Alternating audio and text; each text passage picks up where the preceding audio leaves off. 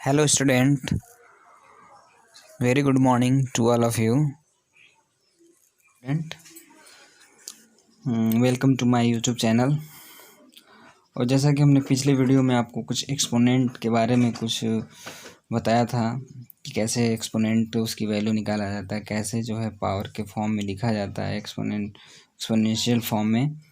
तो आज हम कुछ लॉज ऑफ एक्सपोनेंट पढ़ेंगे जो कि बहुत ही महत्वपूर्ण है।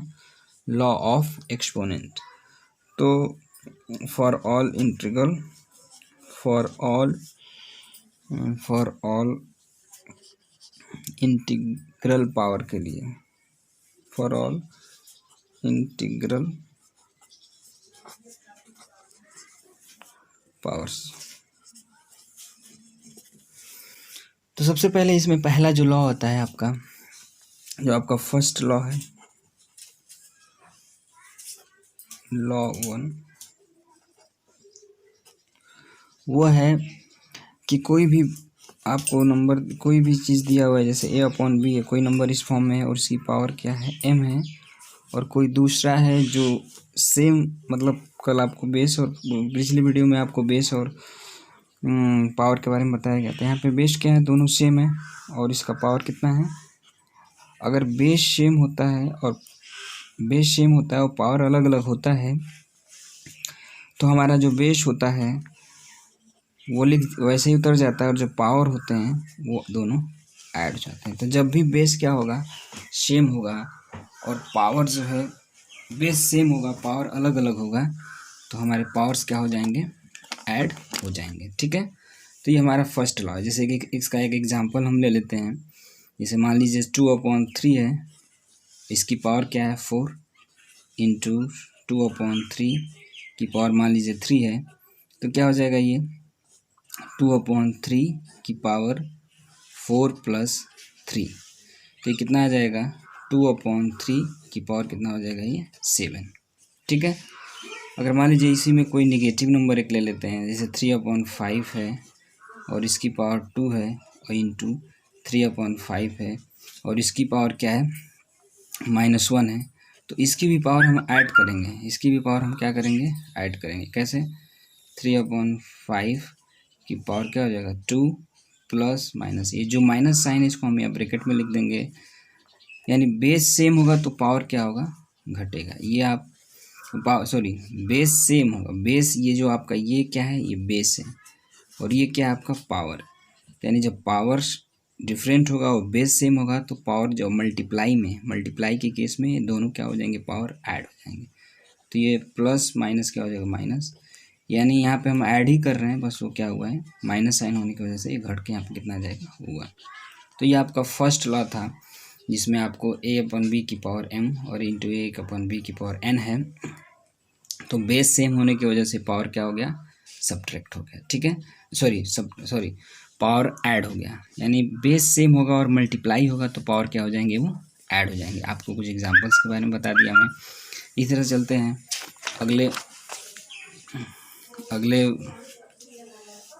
अगले लॉ पे, जो आपका जिसमें फर्स्ट लॉ दिया, सेकेंड लॉ दिया हुआ है। सेकेंड लॉ आपका है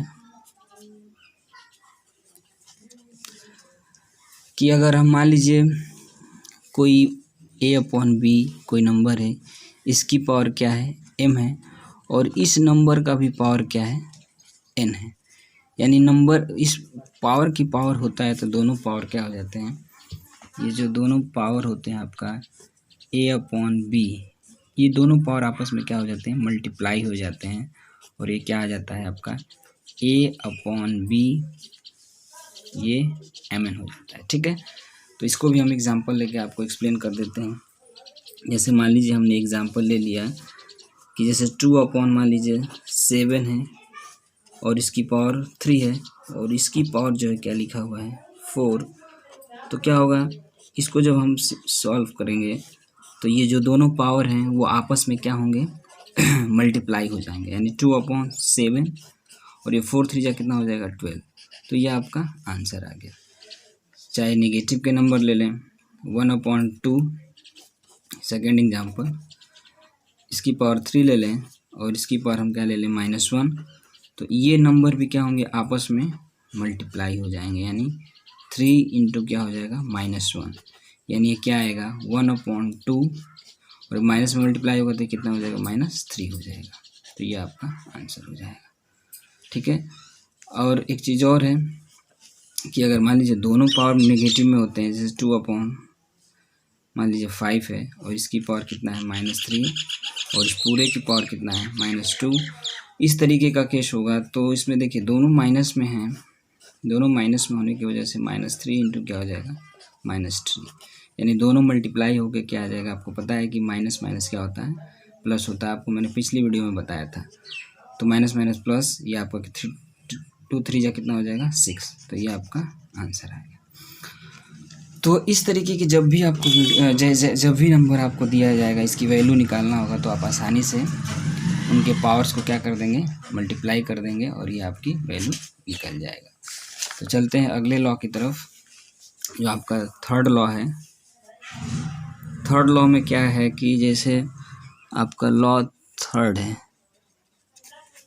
उसमें है कि मान लीजिए A/B है, ठीक, इसका पावर क्या है m है, और कोई एक और नंबर है अलग सा C/D और इसका पावर क्या है m है, इसका भी दोनों का पावर सेम होगा। इस तरीके से कोई नंबर आएगा तो इस केस में क्या होगा,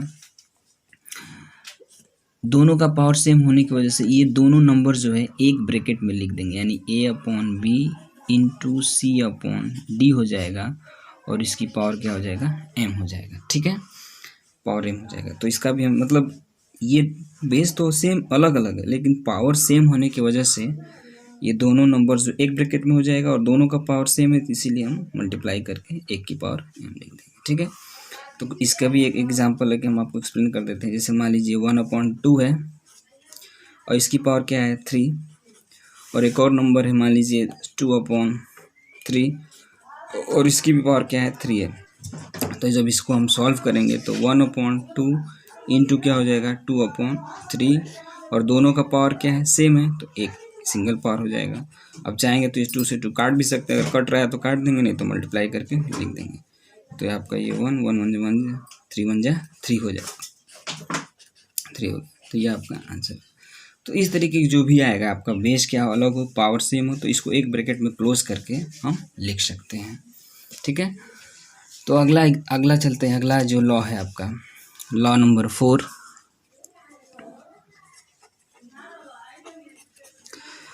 कि मान लीजिए कोई नंबर है A/V और ये डिवाइड है, जैसे यहाँ पे m लिखा हुआ है, और बेस क्या है सेम है और पावर क्या है डिफरेंट है, और ये किस में डिवाइड में। जब भी इस तरीके का केस आएगा तो आप समझ जाइएगा कि डिवाइड का केस में जो है पावर क्या हो जाता है सब्ट्रैक्ट होता है। डिवाइड के केस में पावर क्या करते हैं सब्ट्रैक्ट करते हैं, और मल्टीप्लाई के केस में पावर को हम लोग ऐड करते हैं। यानी जब भी डिवाइड का केस आएगा तो पावर क्या होगा सब्ट्रैक्ट होगा। जैसे इसका एक एग्जांपल हम ले लें, एग्जांपल ले लेते हैं 3/5 है और इसकी पावर मान लीजिए 8 है, और डिवाइड कर देते हैं 3/5 और इसकी पावर क्या है 7 है। तो ये हो जाएगा 3/5 की पावर 8 - 7। तो इसकी वैल्यू क्या आ जाएगी 3/5, 8 में से 7 जाएगा तो क्या आ जाएगा 1 आ जाएगा। ठीक है, एक और एग्जांपल ले लेते हैं 2 मान लीजिए 5 की पावर ले लेते हैं -1 डिवाइडेड बाई 2/5 की पावर 2 ले लेते हैं। ठीक, तो इस केस में क्या होगा 2/5 की पावर, दोनों पावर डिवाइड में है तो पावर सब्ट्रैक्ट होगा, तो -1 माइनस क्या हो जाएगा 2। तो पावर सब्ट्रैक्ट तो होगा लेकिन सेम साइन होने की वजह से दोनों पावर क्या हो जाएंगे जुड़ जाएंगे, यानी -2 और -1 के पावर कितना हो जाएगा ये दोनों जुड़ के -3 हो जाएगा। तो ये आपका आंसर आ जाएगा। इसमें एक और चीज़ आप जान लीजिए, जैसे मान लीजिए कभी कभी सेम पावर हो जाता है, जैसे 2 क्या है 3 और इसकी पावर मान लीजिए 8 है, डिवाइड का साइन है, और 2/3 है और फिर इस पे सेम बेस आ गया, पावर आ गया 8। इस केस में क्या होगा आपका जब दोनों का पावर जो है आपका सब्ट्रैक्ट हो जाएगा, यानी 8 - 8 पावर डिवाइड है तो पावर सब्ट्रैक्ट होगा, यानी 2/3 की पावर ये क्या हो जाएगा 0। यानी कोई भी नंबर का पावर 0 होता है तो इसकी वैल्यू कितनी आती है 1 आती है। तो इसको आप याद रखिएगा, इसको जैसे नोट डाल के आप लिख सकते हैं कि किसी भी नंबर का पावर अगर 0 होता है तो उसकी वैल्यू हमेशा क्या आएगी 1 आएगी। किसी भी नंबर का अगर पावर 0 है तो उसकी वैल्यू क्या आएगी हमेशा 1 आएगी। तो ये आपको याद रखना है, ठीक है। तो ये बातें आपको अच्छे से आनी चाहिए। और एक इसमें एक छः लॉ कह सकते हैं कि लॉ 5वां लॉ है, 5th लॉ, कि जैसे मान लीजिए कोई भी नंबर है a/b और इसकी पावर मान लीजिए -n है, ठीक। तो इस माइनस साइन को पॉजिटिव करने के लिए क्या करेंगे, इसको हम पलट देंगे। जैसे b/ क्या कर देंगे a कर देंगे तो ये नंबर क्या हो जाएगा हमारा पॉजिटिव हो जाएगा, नेगेटिव से क्या हो जाएगा पॉजिटिव हो जाएगा। जैसे एग्जांपल के तौर पे हम ले लेते हैं, जैसे 2/3 है और इसकी पावर क्या है -2। तो अगर इसको पॉजिटिव करना है तो क्या करेंगे 3 क्या कर देंगे, इसको 2 लिख देंगे और इसकी पावर क्या लिख देंगे +2, यानी साइन क्या होगा ये चेंज हो जाएगा। जैसे 1/4 है, इसकी पावर क्या है -2 या 3 है तो ये हो जाएगा 4/1 और इसकी पावर कितना हो जाएगा 3। तो यानी जब भी रेसिप्रोकल में जो भी होगा इसका रेसिप्रोकल कर देंगे तो उसका साइन, मान लीजिए 1 है, इसको अगर हम पलटेंगे 7/5 तो इसकी पावर क्या हो जाएगा माइनस में हो जाएगा। यानी माइनस होगा तो पलट देंगे तो प्लस हो जाएगा, अब प्लस होगा तो अगर इसको पलट देंगे तो माइनस में हो जाएगा, ठीक है। तो अगर आपको ये चीज़ें समझ में आई हैं तो कोई भी क्वेश्चन आपको आएगा आप आसानी से उसको सॉल्व कर सकते हैं। जैसे एक चीज़ और है कि मान लीजिए कभी कभी इस तरीके से क्वेश्चन आ जाता है कि मान लीजिए a/b है और इसकी पावर n लिखा है तो हम इसको अलग अलग लिख सकते हैं, जैसे a की पावर n b की पावर n लिख सकते हैं। इस प्रकार से भी हम लोग क्या करते हैं, a/b है, इसकी पावर n है तो इसको a की पावर n b की पावर n भी हम लिख सकते हैं।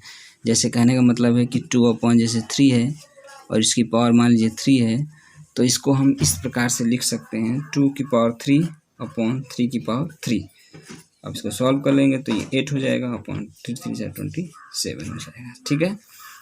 उसके बाद कभी कभी इस तरीके कहा जाता है कि a की पावर क्या है -n दिया होता है तो इसको हम क्या लिख सकते हैं, वो 1/a की पावर n लिख सकते हैं, क्योंकि जो नेगेटिव पावर होने की वजह से इसका क्या हो गया रेसिप्रोकल हो गया, ठीक है। तो ये सारी चीज़ें आपको पता होनी चाहिए। अगर आपको ये सारी चीज़ें अगर अच्छे से याद हो जाती है तो आप एक्सपोनेंट के क्वेश्चन आसानी से सॉल्व कर सकते हैं। अगर आपको वीडियो पसंद आई हो और अच्छा लगे तो लाइक ज़रूर करें, चैनल को सब्सक्राइब भी करना ना भूलें, और लाइक्स करेंगे तो जिससे हमारा मनोबल बढ़ेगा और मैं आगे की वीडियो और बनाता रहूँगा। बस आज के लिए इतना ही, धन्यवाद।